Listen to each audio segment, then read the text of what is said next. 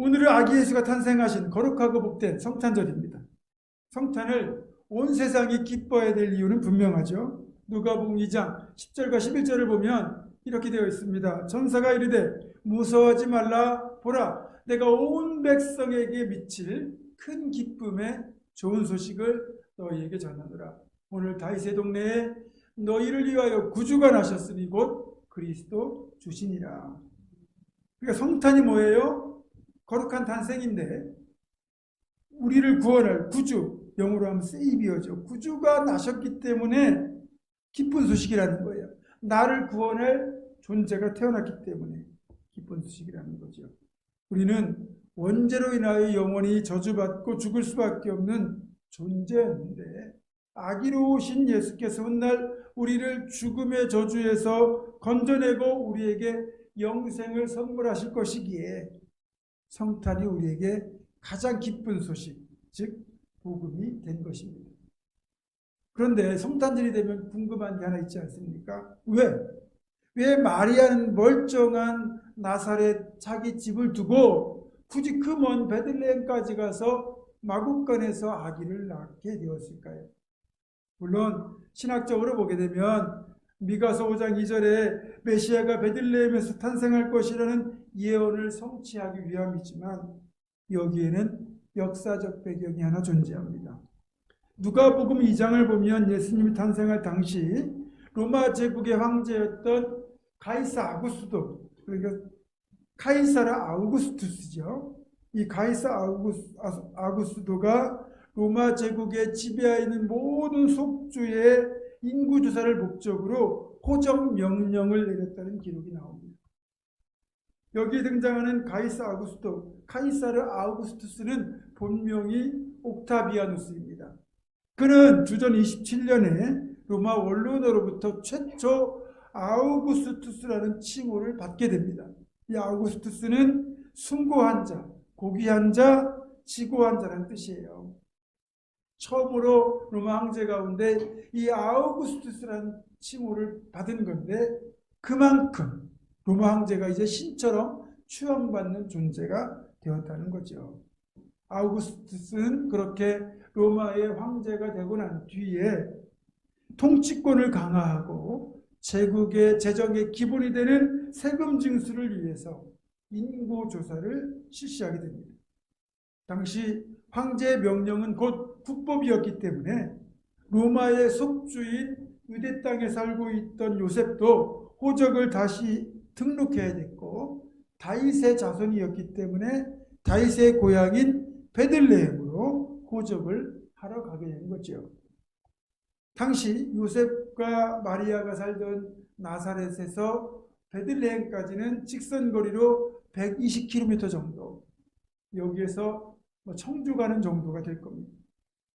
자동차로 가도 결코 가까운 거리가 아니죠. 당시 예수를 잉태하고 이제 곧 출산을 앞두고 있던 만삭이던 아내 마리아를 혼자 집에 둘 수가 없어서 요셉은 베들레헴까지 마리아를 나귀에 태우고 이동을 하게 됩니다. 만삭의 몸인 마리아를 그렇게 데리고 힘겹게 베들레헴까지 도착했지만 이미 베들레헴에는 요셉을 제외하고도 다윗의 많은 후손들이 와서 여관과 숙소를 다 이미 차지한 상태였습니다. 그러다 보니 정작 요셉과 마리아가 묵을 곳이 없었고 겨우 구한 곳이 헛간처럼 쓰이던 마구간이고 이곳이 요셉과 마리아의 숙소이자 분만실이었던 셈입니다. 그렇게 우리 예수님의 탄생은 여러모로 험난하고 또 초라한 것도 사실이었습니다.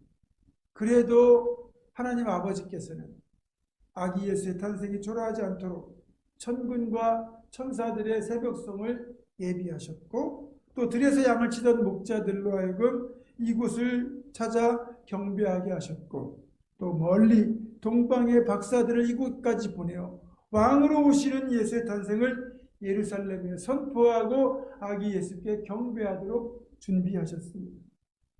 오늘 본문은 그 동방 박사들의 이야기를 기록하고 있습니다.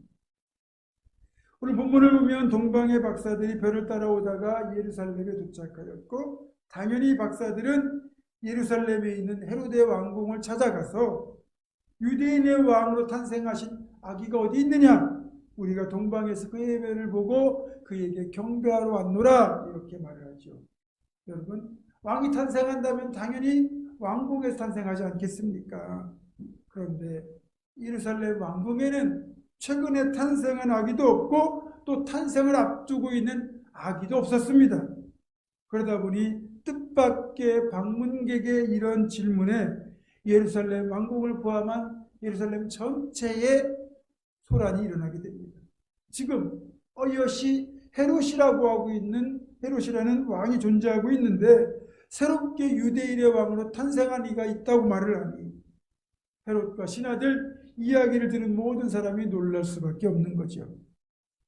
당황한 헤롯은 대제사장과 서기관들을 불러 왕이 태어난다면 어디에서 태어날지를 묻고요. 대제사장과 서기관들은 미가서 5장 2절의 예언을 근거로 왕이 베들레헴에서 탄생하게 될 것이라, 이렇게 장소까지 특정해 줍니다.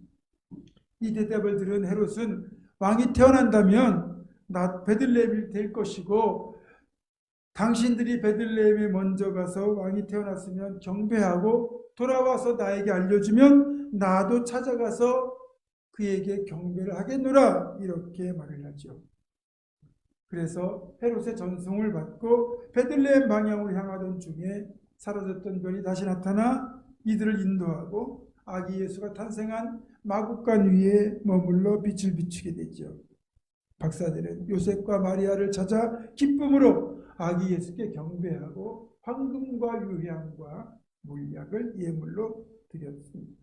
그리고 꿈에 천사가 박사들에게 나타나서 헤롯에게로 돌아가지 말라 지시하심을 받고 다른 길로 멀리 돌아 고국으로 갔다고 되어 있습니다. 이것이 성경에 기록된 동방에서 온 박사들에 대한 이야기 전부입니다. 자, 그렇다면 동방 박사, 과연 이들은 누구일까요? 본문에서 박사라고 번역된 헬라어 단어가 마고이인데 이 단수는 마고스입니다. 이 마고이는 현자, 지혜자, 박사, 점술가, 점성가 등으로 다양하게 번역할 수도 있고 또 그렇게 사용하는 단어입니다. 하지만 총리였던 다니엘 기억하시죠? 그 다니엘에게도 이 마고이라는 단어를 씁니다. 그렇기 때문에 이들은 점성가, 점술가 이런 어떤 좀 무속적인 쪽보다는 지혜자, 현자, 그리고 기독교 초기 전승에 의하면 동방에서 왕국의 왕이었다고 그렇게 전해내려오고 있습니다.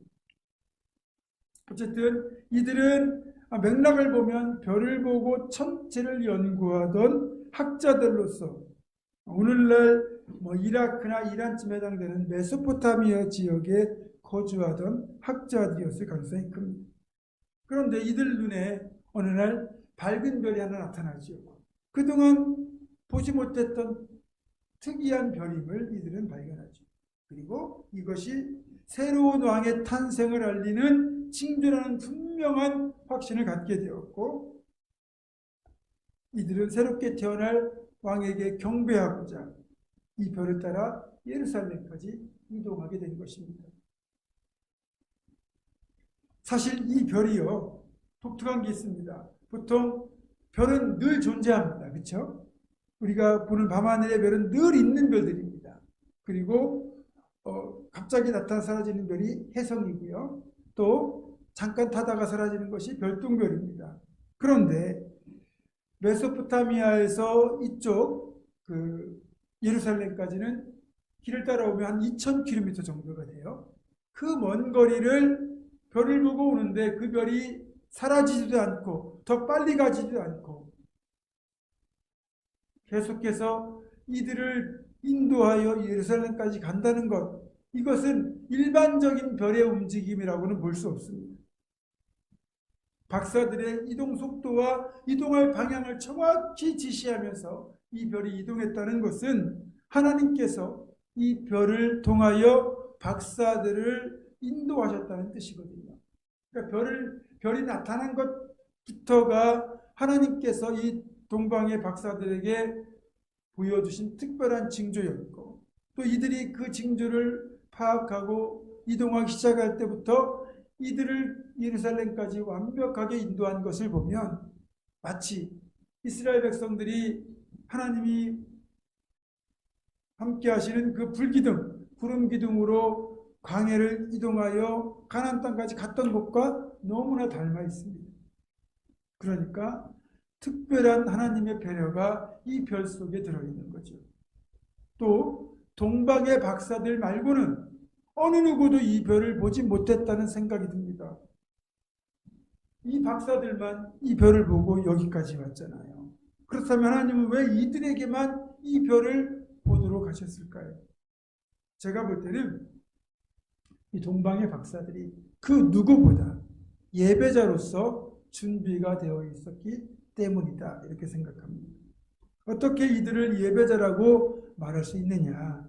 이들이 우리가 이 별을 보고 나신 왕께 경배하러 왔노라. 이 경배하러 왔다. 이 경배하다는 헬라어 단어가 프로스키네오인데, 이것은 신약 성경에서 예배라고 번역되는 가장 보편적인 단어입니다.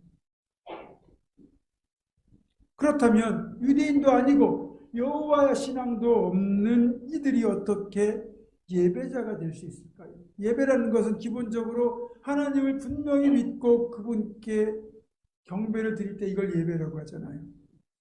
앞에서 말씀드렸지만 이 동방으로 추정되는 곳은 고대 페르시아, 이 메소포타미아 지역인데, 여러분 이스라엘의 역사를 떠올려 보시면 충분히 납득할 수가 있습니다. 왜냐하면 다니엘도 포로가 되어 끌려간 유대인이잖아요.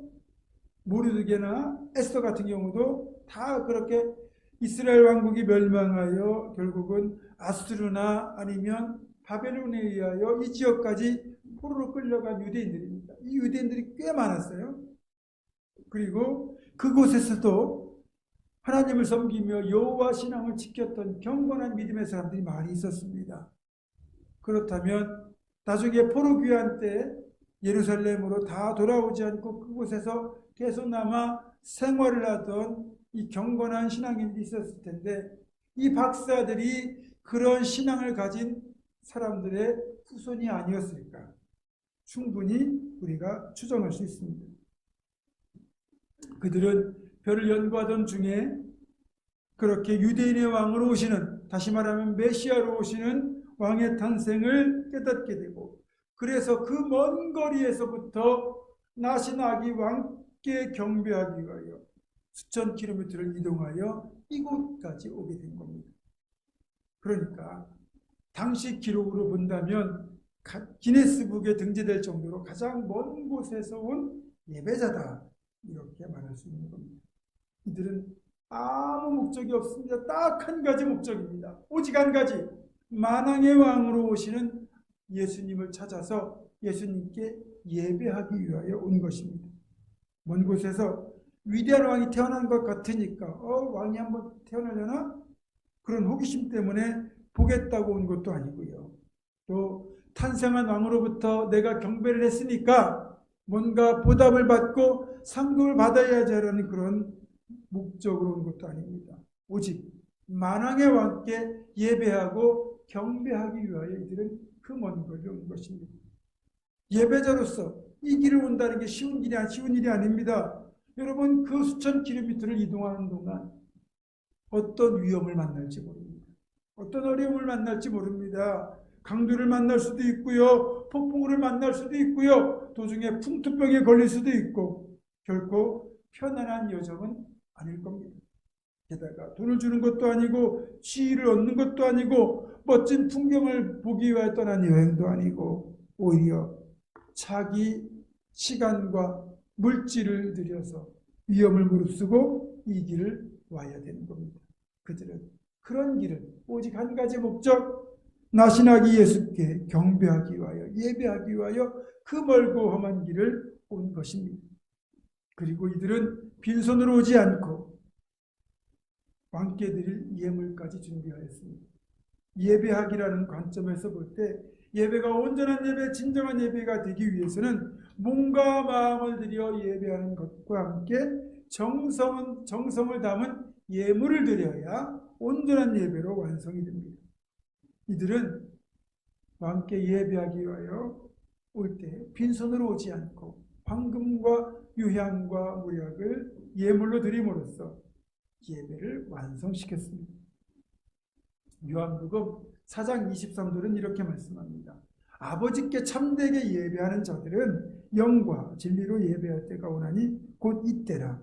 아버지께서는 자기에게 이렇게 예배하는 자들을 찾으시느니라. 아멘.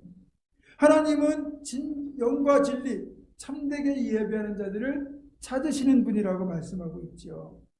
그런데 예수께서 탄생하실 그 무렵에 정작 예루살렘이나 베들레헴 인근에는 목자들을 제외하고 하나님 보시기에 참된 예배자가 없었습니다. 그래서 하나님은 동방의 그 먼 곳에서 예배자를 찾아내셨고 별을 예비하여 그들을 그곳에서부터 베들레헴까지 인도하여 성탄의 첫 경배자, 첫 예배자가 되는 최고의 은혜를 베푸셨던 겁니다. 동방의 박사들은 그렇게 진정한 왕, 만왕의 왕의 탄생에 초청받은 것이니까, 달리 말하면 왕의 즉위식, 대관식에 초청받은 것이니까 엄청난 복을 받은 거죠. 그리고 이들은 그 초청에 응하여 가장 먼 곳에서부터 달려와 왕에게 경배한 최초의 예배자, 최고의 예배자가 되는 축복을 누린 것입니다. 반면에 오늘 본문을 보면 대제사장과 서기관들은 박사들의 방문을 받고 이들에게 메시아의 탄생 장소가 베들레헴이라는 것까지 찾아주면서도 정작 자신들은 아무런 반응을 보이지 않았다는 것입니다. 성탄의 첫 경배자가 될 수 있는 그 대열에 포함될 수 있는 복된 기회를 얻고도 오히려 방관함으로써 그 복된 기회를 이들은 날려버린 겁니다. 그저 지금 내 눈앞에 보이는 왕에게 잘 보이고 싶어서 자기들이 가진 기득권을 놓치고 싶지 않아서 그렇게 현실의 눈이 멀어 어리석은 선택을 한 자들이라고 할 수 있습니다. 또 헤롯 왕 같은 경우에는 잠재적인 자신의 경쟁자를 제거할 목적으로 그렇게 박사들에게 왕에게 경배하고 돌아가서 나에게 알려주면 나도 찾아가서 경배하겠노라 말은 했지만 그 속내는 자신의 잠재적인 경쟁자를 죽일 목적이었습니다. 그런데 천사의 지시를 받고 아기 예수가 이집트로 피난을 갔고 동방의 박사들은 다른 길로 돌아가다 보니 자신의 계획이 실패했음을 깨닫고 베들레헴 인근의 2살 아래의 사내 아이들을 다 학살하고 끔찍한 일을 저질렀지요. 결국 그는 썩어 없어질 그 알량한 자리를 지키기 위하여 주님을 경배할 최초의 왕이 되는 그런 복된 기회를 날려버리고 오히려 영영 박해자, 반대자라는 그런 오명을 갖게 되었습니다. 사랑하는 성도 여러분, 그동안 우리가 대림절을 보내고 이렇게 성탄절을 맞이하여 성탄 감사 예배를 드리고 있는데 정말 우리는 동방의 박사들처럼 참된 예배자인지 한번 자신을 돌아봐야 됩니다. 우리는 동방에서 온 박사들처럼 예배를 위하여 생명을 걸고 있습니까? 온전한 드림이 있습니까? 혹시 방관자, 박해자는 아닙니까? 물론 우리 교회에도 최소 1시간에서 2시간까지 걸리는 먼 거리임에도 불구하고 멀리 안성, 평택, 김포, 양주, 진접에서 오시는 분들이 계시고 엄청난 한파와 폭우에도 새벽 기도의 자리를 지키는 분들이 계십니다.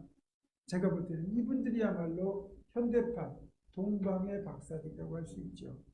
솔직히 우리 대부분은 교회가 수천 킬로미터 떨어진 것도 아니고 정말 엎어지면 코다울 정도로 가까운 곳에 살고 있는데 종종 예배에 지각하고 가끔 예배를 빠지고 가끔은 예배를 소중하게 여기지 않는 것 같아서 정말 안타까운 마음이 들 때가 많습니다.